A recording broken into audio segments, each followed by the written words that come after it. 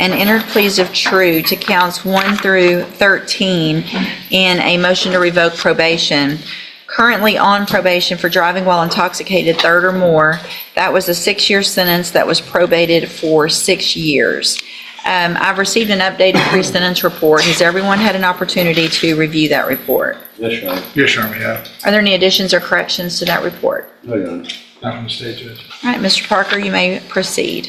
Well, a couple of things I want to address. It's a situation I see quite a bit where he's ordered to have to scram and interlock. It's costing him $600 a month. And he's having to go to work, but yet he's not supposed to drive. And so he's driving with an invalid license. And then he's not able to work, and he can't afford to pay for the things, he needs to do, such as the 12-step program, the GED program, all those things require money. And that's one of the big issues. But the things I'm concerned about is that it says that he went to the safety relapse program. I'm not sure exactly what happened, but he says he never went to the safety relapse program. I don't know if he was ordered to go and he didn't go, but I think he was in custody at the time, and I'm not sure how that happened. But he also says he's never tested positive for cocaine, which is alleged in here. It addresses an issue that he apparently had with one of the directors of the facility where he became combative. And this also, in turn, is tied to a scram device. He ended up developing a big sore on his ankle, so he would put his sock behind the scram device. And in this incident, he was frustrated, and he wanted to take his boot off to show the director the problem that he had. And that's when they were saying that he was being disruptive. He has no other felonies, Judge, and he wants opportunity to go back to he wants to complete his probation. He wants to do the safety relapse. I'd like to hear what they say of what happened with that, but I'm sure there's an explanation, and I think you'd also like to address the court, Judge. Well, let me first make sure I've got the timeline, because it appears that I see that safety he completed and then was placed on zero tolerance in the high-medium caseload. And after that, there was an issue where he was testing positive, again, for alcohol and cocaine, which I understand he denies the cocaine, but that's what this alleges. And in October of 2022, I'm assuming through an administrative hearing, was granted relapse safety.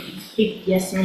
There was a motion to revoke that was filed and came before the court, and he was ordered to go to relapse safety, and he absconded, and he never went to relapse. So he wasn't in custody? No. Okay. And then, so we didn't see him again until August 11th of 2023, when he was arrested in Houston.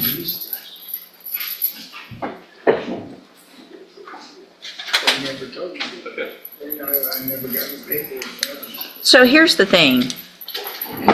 Whether you probably didn't get any paperwork. Come up here to the front, in the middle here. From at least October of 2022 until August 11th of 2023, you wouldn't have known about anything because you quit going to probation. You were an absconder. And the only reason we found you is because you were arrested in Houston for aggravated assault with a deadly weapon.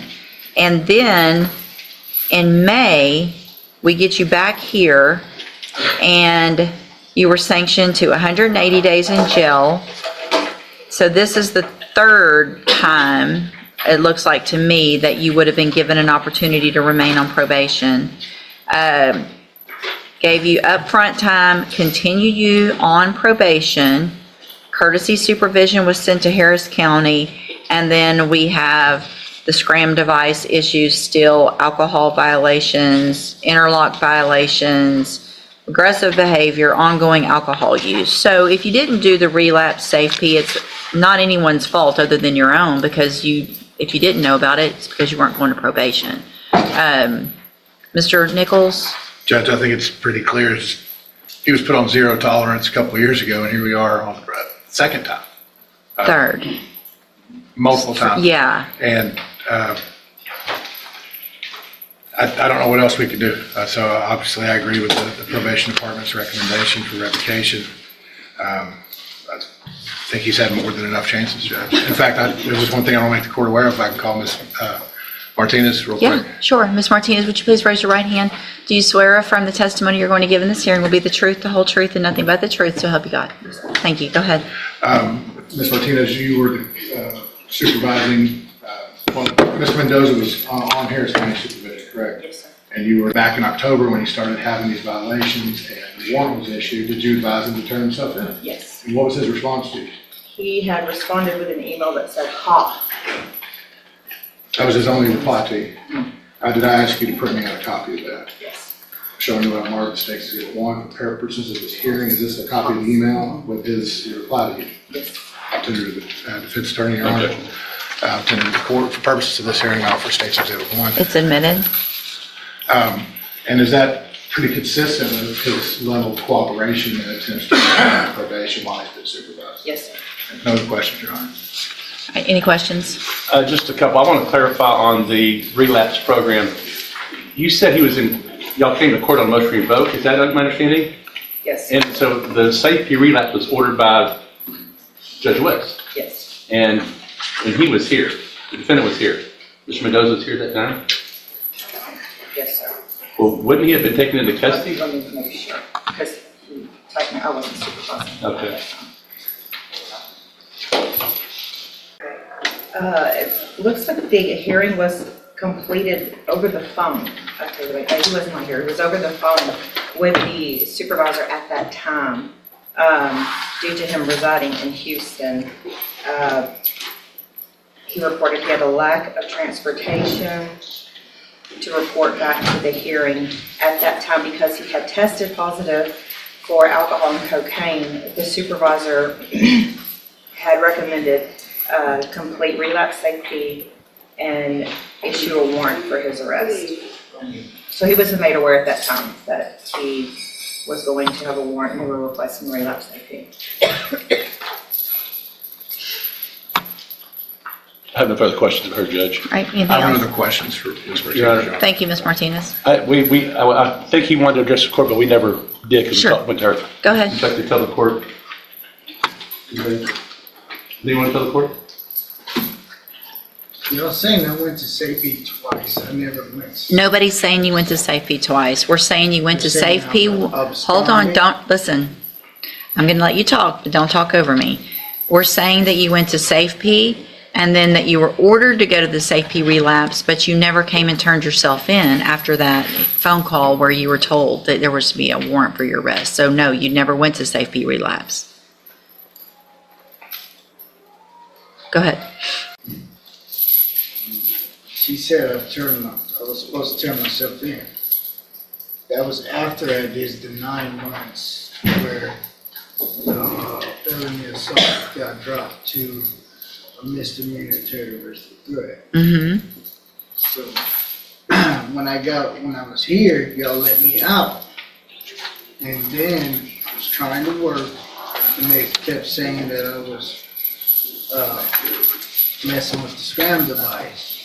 Okay. So I was actually at work and she sent me a message to my phone. And I was trying to work and trying to pay, for the devices and stuff, since they were violating me for operating my truck without court permission.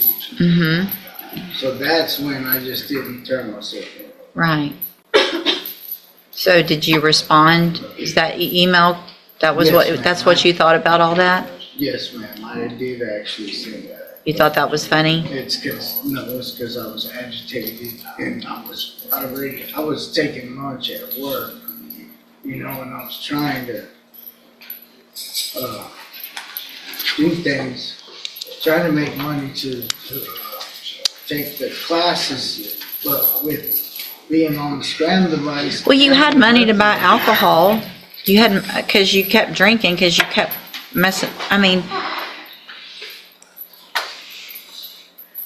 Mr. Mendoza, you have been given so many opportunities on this probation, and I understand that those things are expensive. However, if you had at any time stopped testing positive and having blood alcohol readings that were positive on those things, then you could have eventually gotten off of those. I don't keep people on those for very long. But the reason we had to keep doing it for you is because you kept drinking.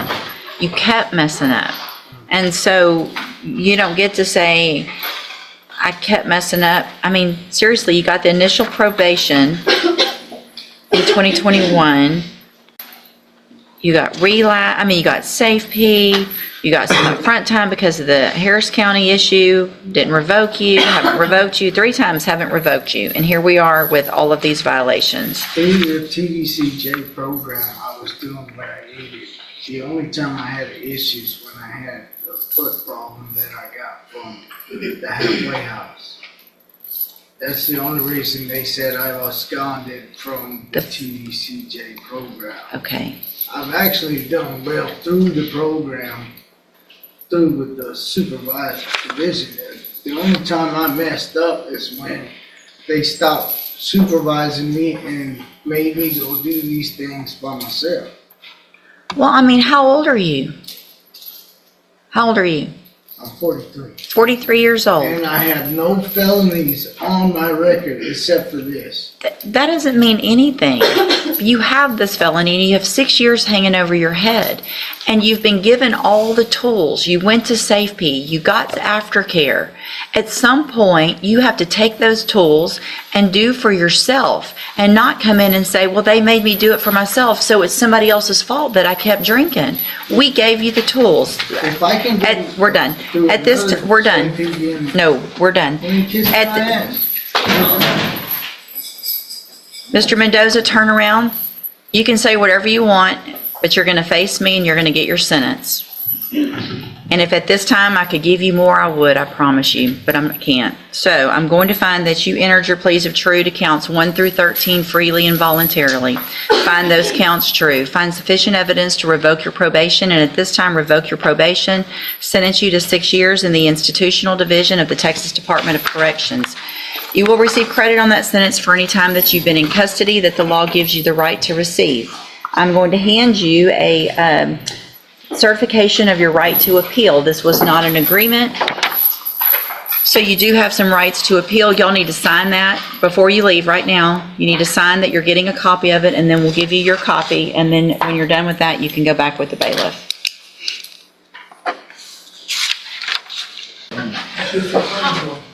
Huh?